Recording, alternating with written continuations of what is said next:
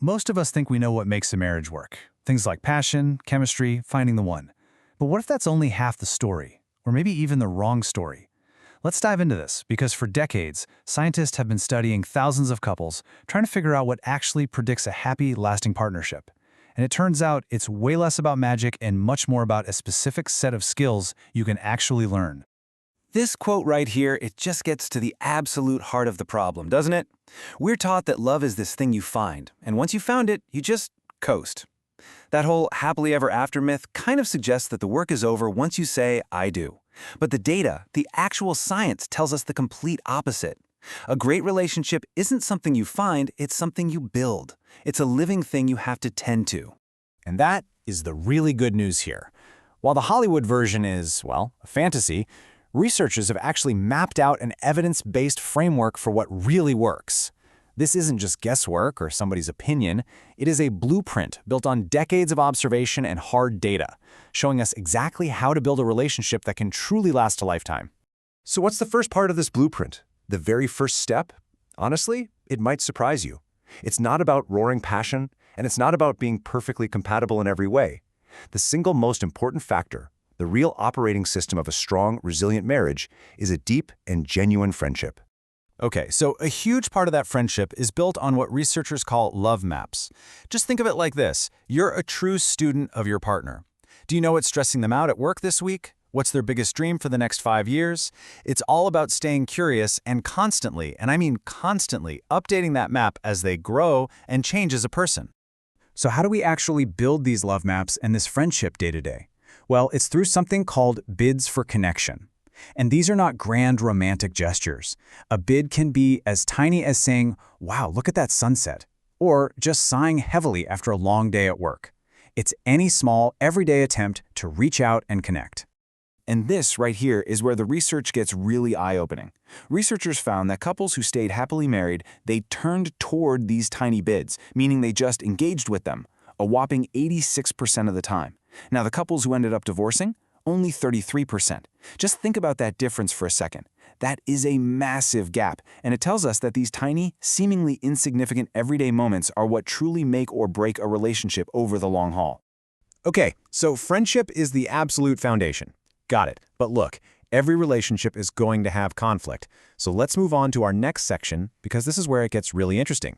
It's not about whether you fight, it's all about how you fight. The masters of marriage have a completely different playbook when it comes to disagreement. This is one of the most powerful discoveries in all of relationship science, the magic ratio. What it means is, for every single negative interaction during a conflict, a moment of frustration, a harsh word, stable couples have at least 5 positive ones. So even when they're in the middle of a tense talk about money, one partner might crack a little joke or put a hand on their partner's arm or say, I know this is hard, but I really appreciate you talking about it with me.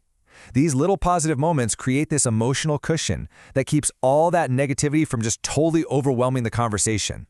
Now, researchers also identified 4 communication styles that are so destructive, they actually called them the 4 horsemen. You've got criticism, which attacks your partner's core character. Then there's contempt, mockery, sarcasm, eye-rolling. This one is the single strongest predictor of divorce. And why? Because contempt isn't just criticism, it's a statement of disgust, of moral superiority, and you just can't build a healthy connection from that place. Then you have defensiveness, which is all about playing the victim, and finally, stonewalling. That's when you just withdraw completely. But here's the key. For every single one of these, there's a specific, actionable antidote that you can learn to use instead. All right, let's talk about what might be the single most liberating discovery of all. We tend to think that a good relationship is one where you solve all your problems, right? But what if I told you that was never the goal in the first place? 69%. According to all the research, 69% of a couple's problems are perpetual.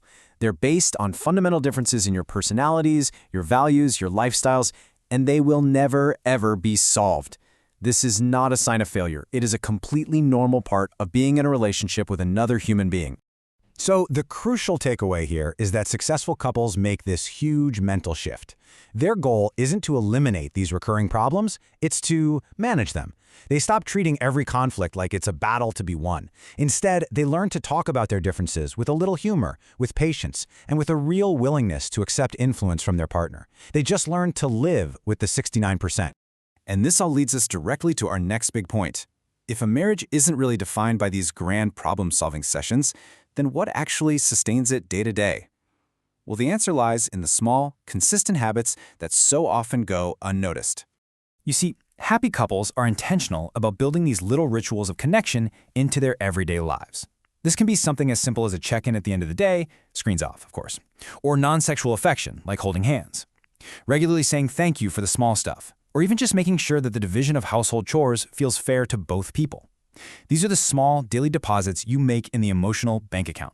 This quote just says it all, doesn't it? We've been trained to look for those big, cinematic, romantic moments, but real relationship satisfaction? It isn't built on a handful of fancy date nights a year. It's built on thousands of tiny, mundane moments of turning toward each other, showing appreciation, and just being kind. So, as we start to wrap this all up, let's bring all these pieces together. I think the most hopeful message from all of this research is that a great marriage isn't some matter of luck or finding that one perfect person. It's about developing a set of skills. This right here is the ultimate takeaway. A strong partnership is an active, ongoing construction project. It's a choice you make every single day to show up for your partner, to manage conflict in a healthy way, and to really nurture that deep friendship that lies at its very core. So here it is, the blueprint we've been putting together. Number 1, build a deep friendship and keep those love maps updated. 2, consciously turn toward all those small, everyday bids for connection. 3, manage your conflict by keeping that 5-to-1 positive ratio in mind. And 4, practice those daily rituals of appreciation. These are the skills that really matter. And that brings us to our final question, and this one is for you to take with you.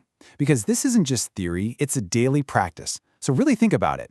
What is one small opportunity, a comment, a question, a gesture that you can intentionally turn toward in the next hour to start building a stronger connection today?